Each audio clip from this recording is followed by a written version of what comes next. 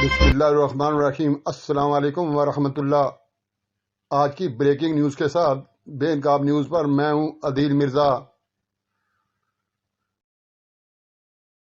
अभी मामूल की प्रेस कॉन्फ्रेंस नहीं है, कुछ अहम कौमी मामलात मैं चाहूँगा कि आपके गोशगुजार करूँ। एक फिल्म का ट्रेलर चलाया जा रहा है सात खून माफ़ के नाम से कि स्याह करें, सफ़ेद करें, मुल्क के खिलाफ साजिश करें।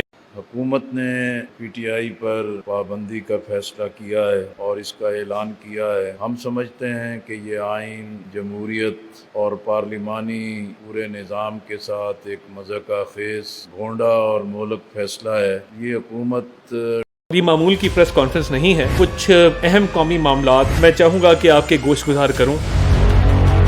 एक फिल्म का ट्रेलर चलाया जा रहा है सात खून माफ़ के नाम से कि स्याह करें, सफ़ेद करें, मुल्क के खिलाफ साजिश करें। हमने तो मरकज़ का नाम लेना ही नहीं है। प्लीज किसी के मुंह से मुल्क का नाम ना निकले।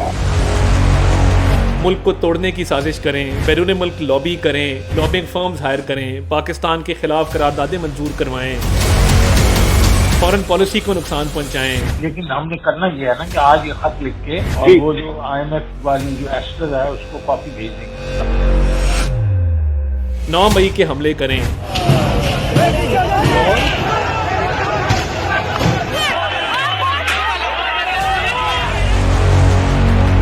ये बदतरीन फाशिस्ट हुक्मरान था बानी चेयरमैन PTI, बदतरीन फाशिस्ट हुक्मरान। आईजी साहब मैं तुम्हें छोड़ूंगा नहीं।